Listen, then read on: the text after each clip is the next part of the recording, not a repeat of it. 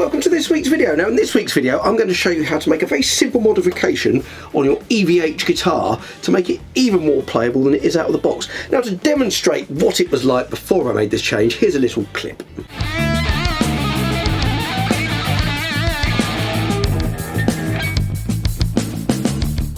And now a full track following my modification.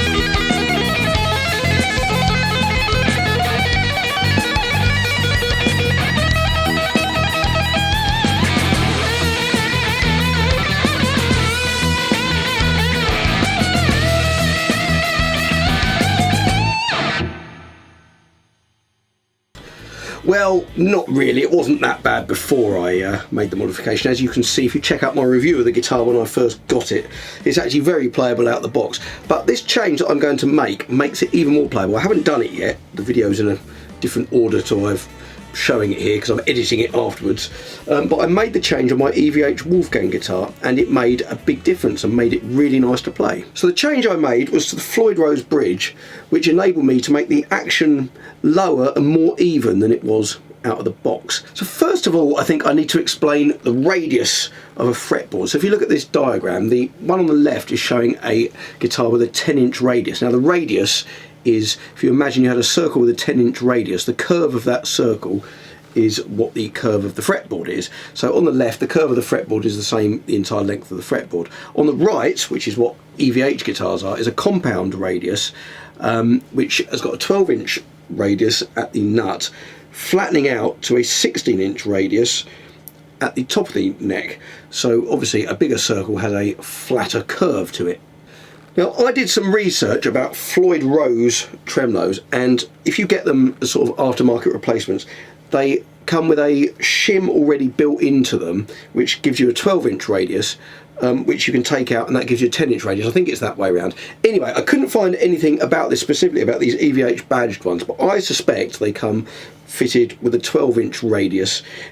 I'm not sure if they're shimmed or it's the heights of the saddles give you that curve, because there is a curve on the saddles as you look at them, and I think it's a 12-inch radius, which of course, if you can imagine from that diagram, means that the curve of the strings here is more curved at the bridge than it is here, because this is a 16-inch radius, so these strings have a curve, and as they come over they're more curved than the fretboard at this point. Now maybe to demonstrate what effect that would have, I'm going to show you this. Now this is a little tip that Roger, who taught me the guitar, who I've mentioned lots of times, showed me. Now I haven't set this guitar up properly yet.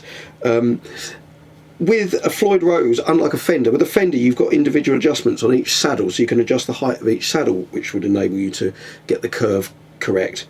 On a Floyd Rose, like a Gibson and other types of guitars, all you've got is the two mounting screws, so you can only move the whole bridge up and down, which means, well, let me show you what this means. if I put this plectrum, if I fret at the 5th fret and I put this plectrum underneath here, it will hold on this guitar. Ideally I want it to hold around the 14th, 15th, because I haven't lowered it yet because I haven't made this change. It's holding under the 13th. If I then do the same thing on the 2nd string, it doesn't hold because that 2nd string is going to be higher because of the curve of the bridge, and the 3rd string, it falls out all the way along. I can't make it go anywhere, so I can't get it low enough. It probably will hold here. Yeah, it's holding under the bottom string because that curve enables the 2 strings here to be lower than all of the other strings. To enable me to make the strings all lower and more uniform, I need to change the curve of this to be flatter to match the curve of the fretboard here. Now, as I said, with the Floyd Rose, you can't adjust the saddles individually without shimming them. So what I did, I went and bought some shims from All Parts in the UK. Now, these 12 small pieces of metal cost me about 16, 17 quid. Let me show you them. This is them. Let me show you. Yeah, I'll show you a close-up as well. So basically they're small squares of metal with a hole in which fit underneath the saddles of the Floyd Rose. Now fortunately, so I haven't got to spend another 16 quid, I use 6 on this guitar, which means hopefully I'm going to be able to use 6 on this to get the same result, which means I only had to buy 1 packet for 2 guitars. So if I show you on this one what is achieved, if I fret again on the 5th fret, the pick will stay underneath the string clamped down on the 14th fret, and it will stay clamped down on the 14th fret there. You want it to kind of go diagonally across because you want the lower strings to be slightly higher up. So there it's clamping under the 13th, 13th there, 13th there, and 13th there. So as you can see, by adding these shims here, I put 2 under each E string, I put 1 under the A string and 1 under the B string, and it has flattened out the strings as they hit the fretboard, making them, as you can see, much more even, and up here easier to play. And I did notice when I took the Frankie on a gig, when I started playing, it was fine at home, but when I started really going for it, my fingers started getting stuck under the strings above the 12th fret for that reason, which doesn't happen on this guitar since I made the change. So what I'm going to do now is demonstrate how to put the shims under the saddles. First thing you need to do is loosen the string. So I'll do that, undo the bolt on the locking nut.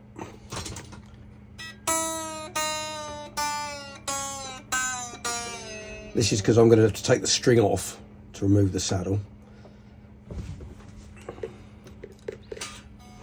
And then loosen this nut here, which releases the string, which hasn't been undone before, so it's a little bit tight, but there we go. So that will undo the string, so it enables me to pull the string out. Now the next thing is I need to remove the saddle, and that's held down by this little screw here, and this one is also the one that keeps your intonation adjusted. Now on this, actually, it's going to be fairly easy to put back where it was. The intonation is correct on here, so I want to keep it as it is. It actually lines up with the edge of the bridge, which most of them do, but that one does, so I don't need to. I would mark it or photograph it to make sure I get it back in the right place, because it might not be right when you put it back, but it gives it half a chance of being right. So let's find the other Allen key. Have that little packet you get with these guitars. So I'm going to take, actually let me take the tremolo arm off first, and make life easier.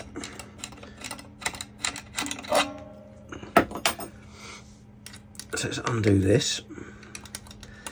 This must be a simple modification for me to be able to do it, because I'm not really, I don't particularly enjoy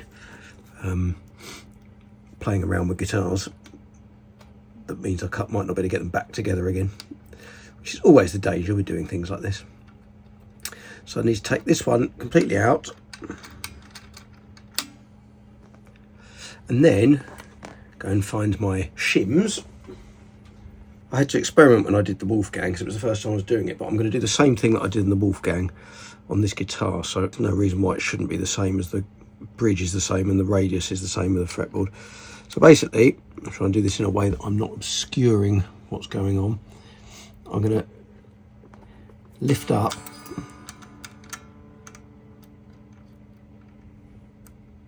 saddle, place the shim underneath, line up the little screw hole, and then pop the screw back in again, ensuring that the saddle's in the same place once I tighten it, so the intonation's correct. I'll wait till it's a bit tighter till I move it along. It was in line, so that it's easy to, it should be easy to make that right.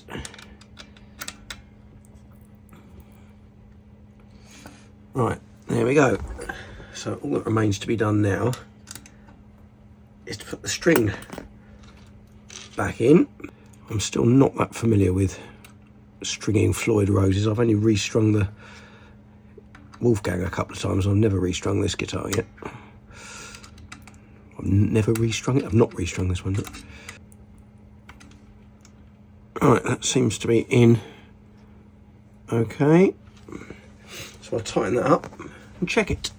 Okay, I've put all the shims in now. So to be clear, because I don't think I was very clear necessarily, because it looked like I was putting one in, I've put two under the two E strings, and I've put one under the A string and one under the B string. So it's flattened out the radius of the bridge. And so, obviously it's put the action up, but so it means now that the pick is only holding under the 12th fret, which means I've got to lower the bridge, and you can lower either side and you just screw it in to drop it down. So I need to bring the high E side down, so I'm going to screw it in, so clockwise. Alright, let's check that. More. It always says on like the Eddie Van Halen interviews, he got his action as low as he possibly could without it buzzing. Well, it's holding on the 14th now, but I want it to hold on the 15th. There we go. So I'm just doing like a quarter turn at a time, I guess. Mind you, I probably looked back at the video and realised I was doing more than that. Let's get a note. Vaguely back to pitch now. I definitely need to bring it down on the bass side as well. So let's try screwing this down on this side. Right, let's put the tremolo arm in now. That's brought the action down quite a lot. It looks pretty good. So I'm just going to check the tremolo's all right. Yep. That seems fine. So as you can see now, that holds there. I think I need to bring the bass end down. Okay, so I've screwed that down quite a lot now. It's funny, it's still not quite as even as the Wolfgang, having done it. It still looks like, you know, the middle strings are higher up. I could probably shim it further actually and put more shims under the... I'm going to try bringing the bass end down a bit more. Right, so I've dropped it quite a lot actually. I've pulled the... I've screwed in these quite a significant amount. The front of the bridge isn't far from the body now, but it's all cool. And it does feel very different. And it's much easier up this top end. But there's...